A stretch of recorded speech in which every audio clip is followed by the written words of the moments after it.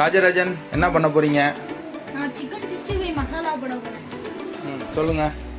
இது வந்து சிக்கன் வந்து 2 கிலோ இருக்கு. நான் வந்து இப்போ மசாலா போட போறேன். ராஜராஜன் என்ன பண்றீங்க?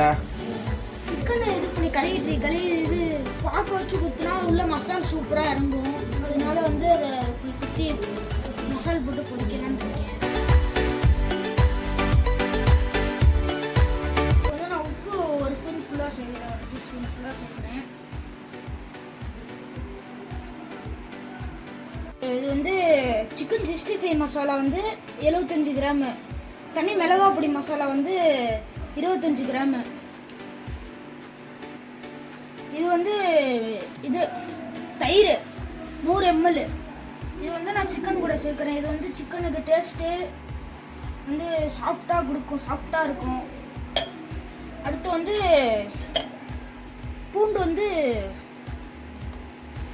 ஒரு 2 ஸ்பூனு, இஞ்சி வந்து இது மாதிரி 2 ஸ்பூனு போட்டுக்கிறேன்.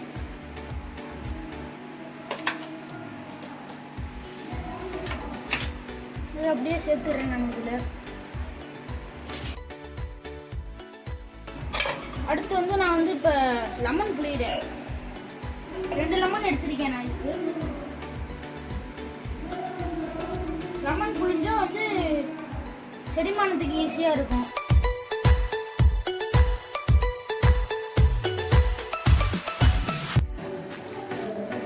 இந்த சிக்கனை வந்து அப்படியே போட்டீங்களா இல்லை என்ன அதில் பண்ணியிருக்கீங்க? நான் வந்து இது ஃபாக்கு ஸ்பூன் வச்சு நல்லா குத்திருக்கேன், எல்லா சைடும் குத்திருக்கேன். அதனால வந்து சிக்கன் சாஃப்ட் ஆகும். எல்லா பீஸையுமே குத்திருக்கீங்களா? ஆமாம், இருக்க எல்லா பீஸும், சின்ன பீஸு பெரிய பீஸு எல்லா பீஸையும் நான் குத்தி தான் போட்டிருக்கேன். இது எவ்வளோ நேரம் ஊறணும்? ஒரு 2 மணி நேரம் ஊறினா கரெக்டாக இருக்கும். உங்களுக்கு தேவைன்னா இன்னும் கூட ஊற வச்சுக்கலாம். சிக்கன் ஊறுறதுனால என்ன பெனிஃபிட் அதில்?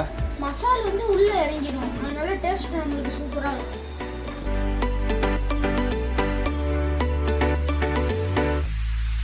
என்ன பண்ண போறீங்க அடுத்து? நான் சிக்கன் பொரிக்க போகிறேன்.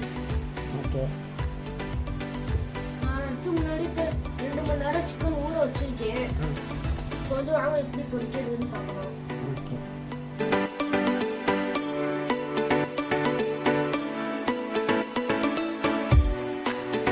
இப்போ வந்து ஒரு சைடு ப்ரௌன் ஆனோடனே திருப்பி போட்டு இன்னொரு சைடு வேக வைக்கணும். இதனால வந்து சிக்கன் நல்லா சூப்பராக வெந்துடும்.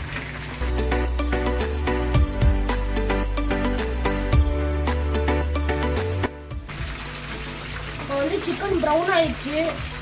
திருப்பி போடுறேன் நான். இந்த சைடு நல்லா ப்ரௌன் ஆனோடனே எடுத்துறேன் சிக்கனை. நல்லா பாருங்கள், நல்லா ப்ரௌன் ஆயிடுச்சு. இந்த சைடு திருப்பி போட்டுருக்கேன். இப்போ வந்து சிக்கன் வெந்துருச்சு. இப்போ நான் எடுக்கிறேன் சிக்கனை. இப்போ சிக்கன் எடுக்கிறப்ப அடுப்பை சிம்மில் வச்சுக்கோங்க. அப்போ தான் வந்து உங்களுக்கு ஈஸியாக இருக்கும். இல்லை எண்ணெய் வேகமாக அது கேஸ் வேஸ்ட் ஆகும். இதில் எடுத்து இதில் வச்சு எண்ணெய் வடிய விட்டுக்கோங்க.